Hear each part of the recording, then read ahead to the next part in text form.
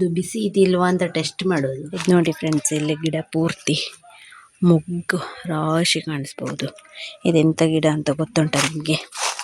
Comment ಮಾಡಿ ಆಯ್ತಾ. ಗಿಡ ಪೂರ್ತಿ ಇದೇ ರೀತಿ ಗುಂಚಲು ನೋಡಿ ಫ್ರೆಂಡ್ಸ್, ಇದು ಎಷ್ಟು ಉದ್ದಕ್ಕಿದೆ ಅಂತ. ಇನ್ನು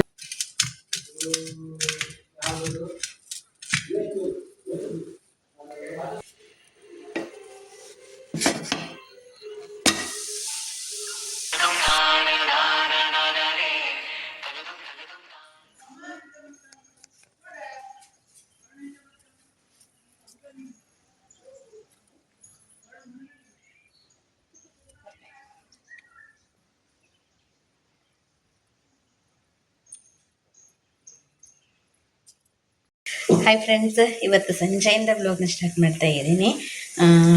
ಏನಂತಂದರೆ ಇಲ್ಲೆಲ್ಲ ನೋಡಬೇಡಿ ಎಂತಕ್ಕೆ ಅಂದರೆ, ಇಲ್ಲಿ ಈ ಕಡೆನೇ ನಮ್ಮದು ಬಾತ್ರೂಮ್ ಮತ್ತು ಕಿಚನಿಂದು ವರ್ಕ್ ನಡೀತಿತ್ತಲ್ಲ, ಫುಲ್ ಧೂಳೆಲ್ಲ ಬಂದು ಕವರ್ ಮಾಡಿದ್ವಿ ಇಲ್ಲೇ.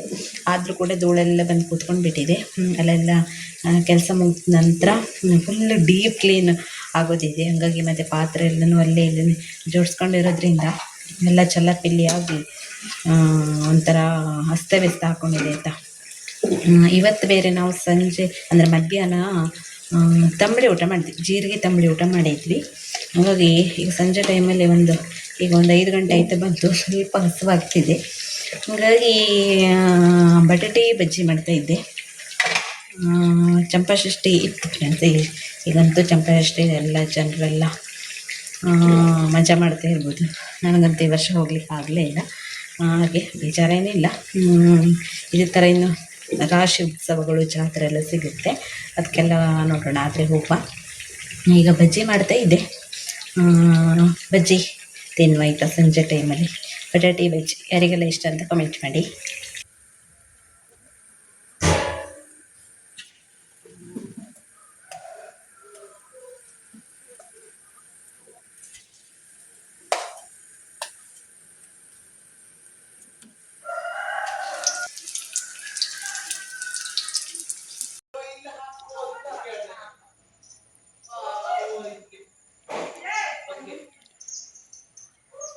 ಈಗ ಬಟಾಟೆ ಬಜ್ಜಿ ತಿನ್ನೋ ಸಮಯ.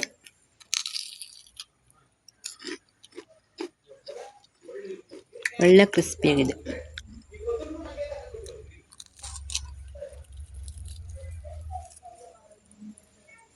ಬುಲ್ಲನ್ನೇನಾದ್ರು ಮಾತಾಡಿಸ್ಬೇಕು ಅಂತಂದರೆ ನೀವು ಇಲ್ಲಿ ಕುರ್ಚಿ ಮೇಲ್ಗಡೆ ಮಾತಾಡಿಸ್ಬೇಕು.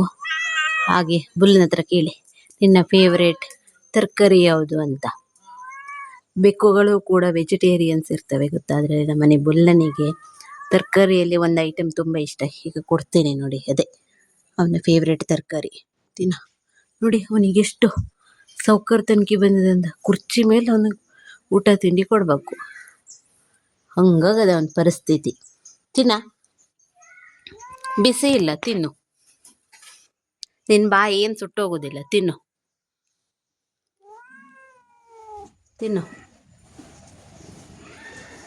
ಬಿದ್ದೈತದೆ. ದುಡಾಕ್ತೀಯನಾ?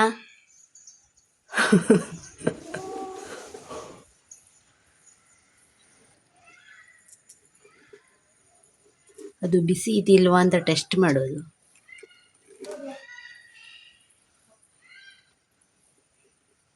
ತಿನ್ನು.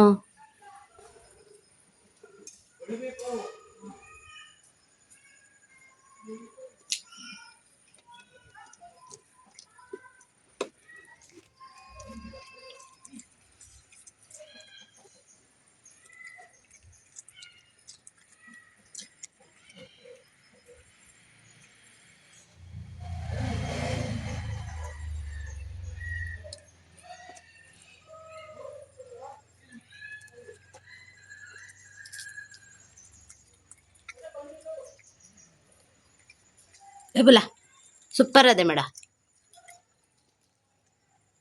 ಸೂಪರ್ ಅದೇ ಮೇಡ. ಬುಲ್ಲಣ್ಣ ನೋಡಿ, ಅಲ್ಲಿ ಒಂಚೂರು ಬಿಡುಕಿಲ್ಲ, ಎಲ್ಲ ಕ್ಲೀನಾಗಿ ತಿನ್ನಬೇಕು. ಇದೆ ಇವನು ಓನರ್ ಕಲ್ಸಿದ ಪಾಠ ಅಲ್ವನ ಬುಲ್ಲ? ಸೂಪರ್ ಇತ್ತಾ ಬುಲ್ಲಣ್ಣ? ಸೂಪರ್ ಇತ್ತನ? ಹೌದಾ, ಸೂಪರ್ ಇತ್ತಂತೆ ನೋಡಿ. ಥ್ಯಾಂಕ್ಸ್ ಕೂಡ ಹೇಳ್ದೆ ನಮಗೆ. ನೋಡಿದ್ರೆ ಇದು ಸ್ಪೆಷಲ್ ಥ್ಯಾಂಕ್ಸ್. ಬಾ ಬಜ್ಜಿ ಬಾ. ಓಕೆ ಬಾ. ರಾಕಿ ತಿಂತಾನೆ ಇಲ್ವ ಅಂತ ಸ್ವಲ್ಪ ಡೌಟ್ ಉಂಟು ನೋಡಿ. ನಾನೇನಾದ್ರು ಮಾಡಿದ್ರೆ ನಾನು ಒಬ್ಬಳೇ ತಿನ್ನೋದಂತೂ ಪಕ್ಕ ಇಲ್ಲ. ಬಿಸಿ ಇಲ್ಲ ಮಗ, ತಿನ್ನು. ಬಿಸಿ ಇಲ್ಲ, ತಿನ್ನು ಮಗ. ನೆಲಕ್ಕೆಂತ ಕೂತಕೊಂಡಿಯಾ?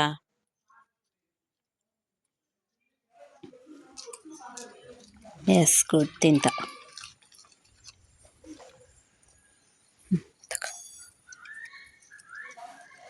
ಗುಡ್ ಬಾಯ್ ರಾಕಿ, ಗುಡ್ ಬಾಯ್. ಮತ್ತೆ ಬೇಕಾ? ಗುಡ್ ಬಾಯ್ ಗುಡ್ ಬಾಯ್. ಇವನ್ ಮಾತ್ರ ತಿನ್ನೋದಿಲ್ಲ, ಇವನಿಗೆ ಫಸ್ಟ್ ಟ್ರಯಲ್ ನೋಡಿದೆ ಅಲ್ಲ. ರಾಕಿ ಮತ್ತೆ ನಮ್ಮ ಕಿಟ್ಟನ ಫ್ರೆಂಡ್ಶಿಪ್ ಅಂತೂ ಭಾರಿ ಮರೆಯರೆ ನೋಡಿ. ಇವರಿಬ್ರಂತೂ ಎಷ್ಟು ಕ್ಲೋಸ್ ಫ್ರೆಂಡ್ಸು ಅಂದರೆ ಒಬ್ರಿಗೊಬ್ರು ಮಸಾಜ್ ಮಾಡ್ಕೊಂತರು. ಅಲ್ಲಿವರೆಗೂ ಬೆಸ್ಟ್ ಫ್ರೆಂಡ್ಸ್ ಅಲ್ಲ ರಾಕಿನ. ರಾಕಿ ಫುಲ್ ಖುಷಿಯಾಗೈತೆ ಬಜ್ಜಿ ಎಲ್ಲ ಕೊಟ್ಟುಬಿಟ್ಟೆ ಅಂತಲ್ಲ. ಇದು ನೋಡಿ ಫ್ರೆಂಡ್ಸ್, ಇಲ್ಲಿ ಗಿಡ ಪೂರ್ತಿ ಮೊಗ್ಗು ರಾಶಿ ಕಾಣಿಸ್ಬೋದು. ಇದೆಂಥ ಗಿಡ ಅಂತ ಗೊತ್ತುಂಟ ನಿಮಗೆ? ಕಾಮೆಂಟ್ ಮಾಡಿ ಆಯಿತಾ. ಗಿಡ ಪೂರ್ತಿ ಇದೇ ರೀತಿ ಗೊಂಚಲು ಹೂವಿನ ಮೊಗ್ಗು ತುಂಬ್ಕೊಂಡು ಬಿಟ್ಟಿದೆ ನೋಡಿ. ಇದು ನೋಡಿ ಗಿಡ ಅಂತ ಹೆಂಗೆ ಬೆಳೆದಿದೆ ಅಂದರೆ ನೋಡಿ. ಇದ್ರ ಗೊಂಚಲು ಒಳ್ಳೆ ರಥದ ಥರ ಗೊಂಚಲಾಗಿದೆ. ಇದು ರಾತ್ರಿ ಅರಳುತ್ತೆ, ತೋರಿಸ್ತೀನಿ ನಿಮಗೆ. ಸ್ಪೆಷಲ್ ಇದು ರಾತ್ರಿ ಅರಳೋದು. ಗೊತ್ತಿದ್ದವರು ಕಮೆಂಟ್ ಮಾಡಿ. ಸಂಜೆ ಟೈಮಲ್ಲಿ ಮೀನು ಬಂತು ನೋಡಿ. ಇಲ್ಲಿ ಮೀನು ತಗೊಳ್ಳೋಕೆ ಎಷ್ಟು ಜನ ಸೇರೋರೆ ಅಂತ.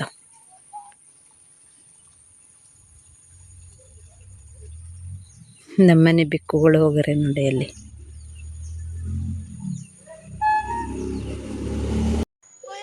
ಈಗ ಸಂಜೆ ಟೈಮಲ್ಲಿ ಮೀನು ಬಂದಿತ್ತು, ತಗೊಂಡಿರೋ ಎಂತೆಂಥ ಮೀನು ಗೊತ್ತು ನೋಡಿ. ನಮ್ಮನೆ ಬೆಕ್ಕುಗಳು ಅಂತಿರೋದು.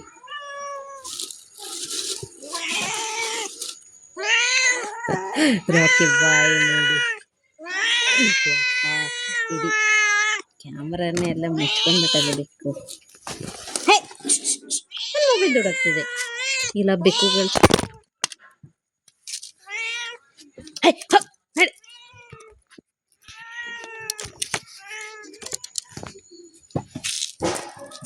ಫ್ರೆಂಡ್ಸ್, ಈ ಬೆಕ್ಕುಗಳು ನನ್ನ ಫೋನನ್ನೇ ದೂಡಾಕ್ಬಿಡ್ತು. ಈಗ ಮೀನನ್ನು ಕೂಡ ಕೈಯಿಂದ ಹೊತ್ಕೊಂಡು ಹೋಗುತ್ತಾರ ಅದೇ. ಮತ್ತು ಬಂಗಡೆ, ಇದು ದೊಡ್ಡ ಸೈಜ್ ಇದು ಬಂಗಡೆ 100 ರೂಪಾಯಿಗೆ 4 ಆಯ್ತಾ. ಹೋಗ್ರ, ನನ್ನ ಮೊಬೈಲ್ ದೂಡಾಕ್ತಾರೆ ನೀವು. ಆಮೇಲೆ ಗೊನಡಿ ಮೀನು ಅಂತ ಅದು ಇದಕ್ಕೆ ಸ್ವಲ್ಪ ಮುಳ್ಳೆ ಜಾಸ್ತಿ ಸುಲಿದಕ್ಕೆ ಪೂರ ಹೋಗಚ್ಚು ನೋಡಿ. ಇದು ಗೊನಡಿ, ಇದು ಬಂಗಡೆ 200 ರೂಪಾಯಿ ಮೀನು. ಇವತ್ತು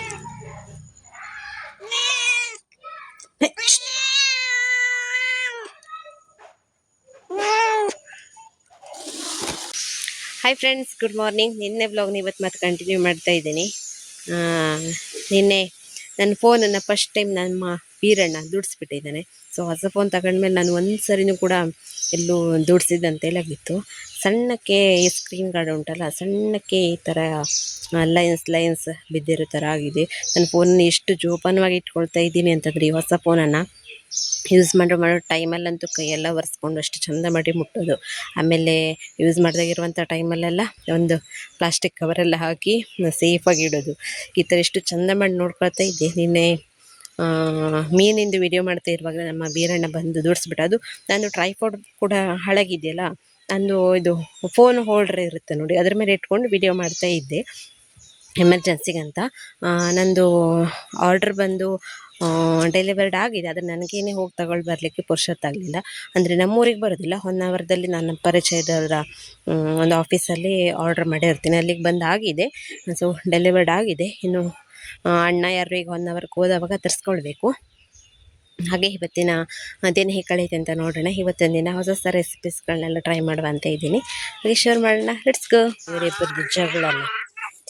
ಬೀರ ಇವನೇ ನನ್ನ ಫೋನನ್ನು ದುಡಕ್ದವ ಬೀರಣ್ಣ ಪಾಪ ನಮ್ಮನೆ ಕಿಟ್ಟಣ್ಣ ಅಲ್ಲ ಕಿಟ್ಟಣ್ಣ ಅಲ್ಲ ಕಿಟ್ಟಣ್ಣ. ಇವನಂತೂ ನನ್ನ ಬಂಟನಾದಂಗೆ ಬಂಟ ಇವನು ನನ್ನ ಬಂಟಣ್ಣ ಅಲ್ಲನ. ಎಲ್ಲಿಗೋದ್ರೂ ಬಿಡೋದಿಲ್ಲ. ನೀವು ಬೇಕಿದ್ರೆ ಇವನು ಹೆಂಗೆ ಬೇಕಾದ್ರೆ ಹಾಗೆ ಯಾವ ಶೇಪಲ್ಲಿ ಬೇಕಿದ್ರೆ ತಿರ್ಸಿ ಸುಮ್ಮನೆ ಇರ್ತ ಆಯ್ ಕಿಟ್ಟಣ್ಣ ಅಲ್ಲನ ಕಿಟ್ಟಣ್ಣ ಕಿಟ್ಟಣ್ಣ. ಇವಾಗ ನಾನೊಂದು ದೋಸೆ ರೆಸಿಪಿಯನ್ನು ನಿಮ್ಮ ಜೊತೆಗೆ ಹಂಚ್ಕೊಳ್ತಾ ಇದ್ದೀನಿ. ಟ್ರಸ್ಟಾಗಿಯೇ ರಿವ್ಯೂ ಕೊಡ್ತೀನಿ. ನಿಮಗೆ ಇಷ್ಟ ಅಂತ ಅನಿಸಿದರೆ ನೀವು ಮನೆಯಲ್ಲೇ ಮಾಡ್ಕೊಳ್ಬೋದು. ಇಲ್ಲಾಂತಂದರೆ ನಾನು ಮಾಡಿರುವಂಥ ಮೆಥಡ್ ನೋಡಿ ನಿಮಗೆ ಲೈಕ್ ಕೊಡಿ. ಹಾಗೆಯೇ ನಿಮ್ಮ ಅಭಿಪ್ರಾಯನ ಕಾಮೆಂಟ್ ಬಾಕ್ಸ್ ತಿಳಿಸಿ. ಫಸ್ಟಲ್ಲಿ ನಾನು 2 ಸಣ್ಣ ಗ್ಲಾಸ್ ಆಗುವಷ್ಟು ಅಂದರೆ ಸಣ್ಣ ಲೋಟ ಆಗುವಷ್ಟು ಗೋಧಿ ಹಿಟ್ಟನ್ನು ಹಾಕ್ಕೊಂಡಿದ್ದೀನಿ. ಅಂದರೆ ಅಂದಾಜು 1 ಕಪ್ ಆಗ್ಬೋದು. ಹಾಗೆಯೇ ಅದಕ್ಕೆ ಒಂದು ಹಸಿ ಮೊಟ್ಟೆಯನ್ನು ಹೊಡೆದು ಹಾಕ್ಕೊಂಡಿದ್ದೀನಿ. ಆದಷ್ಟು ದೊಡ್ಡ ಮೊಟ್ಟೆ ಆಗಿರಲಿ. ಹಾಗೆ ನಿಮಗೆ ಎಷ್ಟು ಕ್ವಾಂಟಿಟಿಯಲ್ಲಿ ಬೇಕು ನೋಡಿ ಅಷ್ಟರಲ್ಲೇ ಮಾಡಿ ತಗೊಳ್ಳಿ.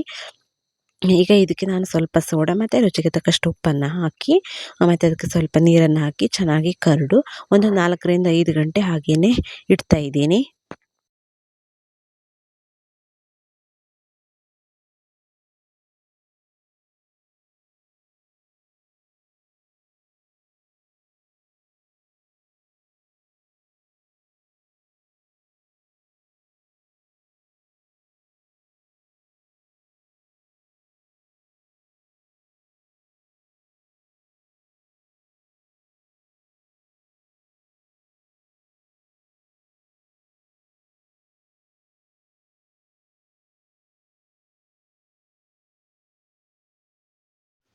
ಇದಕ್ಕೆ ದೋಸೆ ಮಾಡುವಂಥ ಸಮಯದಲ್ಲಿ ನಾವು ಸ್ವಲ್ಪ ಖಾರದ ಪುಡಿ ಮತ್ತು ಗರಂ ಮಸಾಲ ಆಮೇಲೆ ಏನಂದರೆ ಚಿಕನ್ ಮಸಾಲ ಮತ್ತು ಸ್ವಲ್ಪ ಅರಿಶಿನ ಹಿಟ್ಟು ಈ ಥರದನ್ನೆಲ್ಲ ಹಾಕಿದರೆ ಒಳ್ಳೆಯದು. ಯಾಕೆಂದರೆ ನಾವು ಮೊಟ್ಟೆನೆಲ್ಲ ಹಾಕಿರ್ತೀವಿ ನೋಡಿ, ಅದು ಒಂಥರ ಬ್ಯಾಡ್ ಸ್ಮೆಲ್ ಬರಬಾರ್ದು. ಹಾಗಾಗಿ ಮತ್ತು ಫ್ಲೇವರ್ ಕೂಡ ಚೆನ್ನಾಗಿರ್ತದೆ.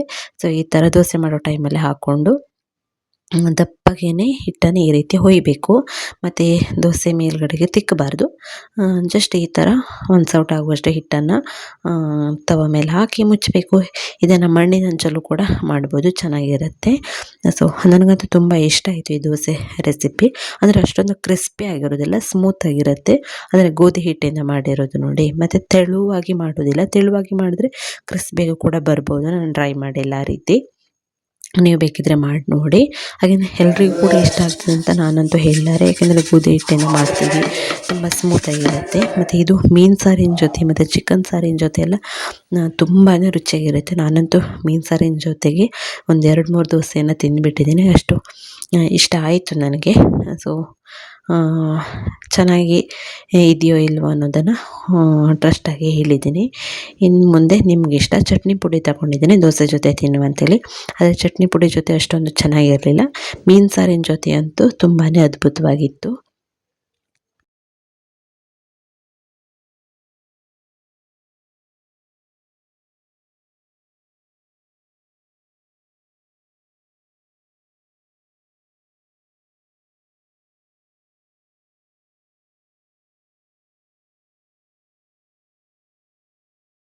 ಇವತ್ತು ಫ್ರೆಂಡ್ಸ್ ನಾನು ಕರ್ಬೇವಿನ ಸೊಪ್ಪಿನ ಚಟ್ನಿ ಪುಡಿ ಮಾಡ್ತಾ ಇದ್ದೀನಿ. ಹಾಗಾಗಿ ನೋಡಿ, ಇದು ಫ್ರೆಶ್ ಕರ್ಬೇವಿನ ಸೊಪ್ಪನ್ನು ತಗೊಂಡು ಬಂದಿದ್ದೇನೆ ನಮ್ಮ ಮನೆ ಗಿಡದ್ದು. ಇದು ಎಷ್ಟೆಷ್ಟು ಉದ್ದ ಎಲೆಗಳು ಗೊತ್ತಾ ನೋಡಿ. ಇದು ಇಷ್ಟಿಷ್ಟು ಸಣ್ಣಕ್ಕಿರುತ್ತೆ. ಇದಂತೂ ಒಂದು ಹೂವಿನ ಮಾಲೆ ಆಗುವಷ್ಟು ಉದ್ದ ಉಂಟು ಒಂದೊಂದು. ಎಂತ ಹೇಳ್ತಾರೆ ಇದಕ್ಕೆ, ಈ ಥರದ್ದು ಒಂದೊಂದು ಉದ್ದುದ್ದದ್ದು ನೋಡಿ ಈ ಥರ.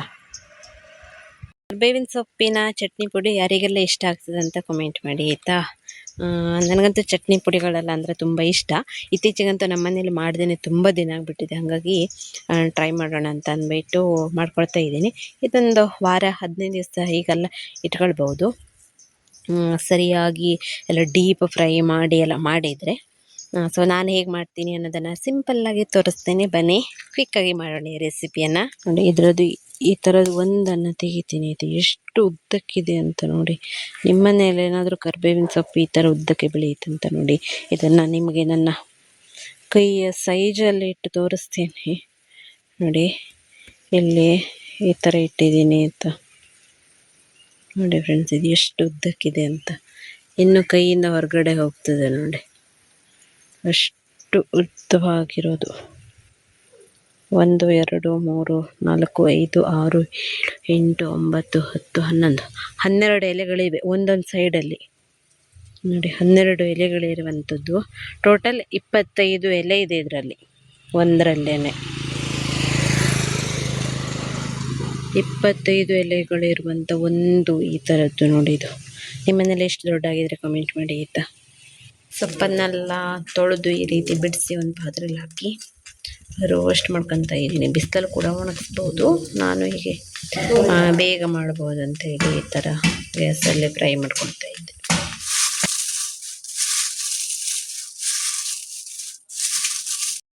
ಒಂದು ಸ್ಪೂನ್ ಕಡಲೆಬೇಳೆ ಮತ್ತು 1 ಸ್ಪೂನ್ ಉದ್ದಿನಬೇಳೆಯನ್ನು ಹಾಕ್ಕೊಂಡು ತವ ಮೇಲೆ ಡೀಪ್ ಫ್ರೈ ಮಾಡ್ಕೊಳ್ಬೇಕು. ಅದಾದಮೇಲೆ 1-2 ಸ್ಪೂನ್ ಆಗುವಷ್ಟು ಕೊತ್ತಂಬರಿ, ಆಮೇಲೆ 1 ಸ್ಪೂನ್ ಆಗುವಷ್ಟು ಜೀರಿಗೆ, ಒಂದು 7-8 ಕಾಳುಮೆಣಸು, ಆಮೇಲೆ ಒಂದು 3-4 ಒಣಮೆಣಸು, ಆಮೇಲೆ ಕೊಬ್ಬರಿ ಚೂರು, ಇದಿಷ್ಟನ್ನು ಹಾಕಿ ಮತ್ತು ಸ್ವಲ್ಪ ಹುಳಿಗೋಸ್ಕರ ಹುಣಸೆ ಹಣ್ಣನ್ನು ಹಾಕಿ ಸ್ವಲ್ಪ ಎಣ್ಣೆ ಹಾಕಿ ಇದನ್ನು ಕೂಡ ಡೀಪಾಗೇ ಫ್ರೈ ಮಾಡ್ಕೊಳ್ಬೇಕು. ಇದಾದಮೇಲೆ ನಾವು ಮೊದಲೇ ಫ್ರೈ ಮಾಡಿ ಇಟ್ಕೊಂಡಿರುವಂಥ ಕರಿಬೇವಿನ ಸೊಪ್ಪನ್ನು ಗರಿಯಾಗಿರುತ್ತೆ ನೋಡಿ, ಇದೆಲ್ಲನೂ ಕೂಡ ಚೆನ್ನಾಗಿ ಮಿಕ್ಸ್ ಮಾಡಿ ಬಿಸಿ ಆರೋದಕ್ಕೆ ಅಂತ ಬಿಟ್ಟು ಬಿಡಬೇಕು. ಬಿಸಿ ಎಲ್ಲನೂ ಆರಿದ ಮೇಲೆ ಒಂದು ಮಿಕ್ಸಿ ಜಾರಿಗೆ ಹಾಕ್ಕೊಂಡು ಇದಕ್ಕೆ 1 ಸ್ಪೂನ್ ಆಗುವಷ್ಟು ಸಕ್ಕರೆ ಅಥವಾ ಬೆಲ್ಲ ಕೂಡ ಹಾಕ್ಬೋದು. ನನ್ನ ಹತ್ರ ಗಟ್ಟಿ ಬೆಲ್ಲ ಇರಲಿಲ್ಲ, ಹಾಗಾಗಿ ಸಕ್ಕರೆಯನ್ನು ಹಾಕಿದ್ದೀನಿ. ಮತ್ತು ಉಪ್ಪು ಮತ್ತು ಅರಿಶಿನ ಹಿಟ್ಟನ್ನು ಹಾಕ್ಕೊಂಡು ಚೆನ್ನಾಗಿ ಮಿಕ್ಸರಲ್ಲಿ ಪುಡಿ ಮಾಡ್ಕೊಳ್ಬೇಕು. ನಿಮಗೆ ತರಿಯಾಗಿ ಬೇಕಿದ್ರೂ ಮಾಡ್ಬೋದು. ನಾನು ಚಂದ ಪೌಡ್ರಾಗಿ ಮಾಡ್ಕೊಂಡಿದ್ದೀನಿ. ಅನ್ನದ ಜೊತೆಗೆಲ್ಲ ತುಂಬ ಚೆನ್ನಾಗಿರುತ್ತೆ ಅಂತ. ಹಾಗೆ ದೋಸೆ ಜೊತೆ ಮತ್ತು ಜೋಳದ ರೊಟ್ಟಿ ಜೊತೆ ಈ ಥರದಕ್ಕೆಲ್ಲ ತುಂಬ ಟೇಸ್ಟಾಗಿರುತ್ತೆ.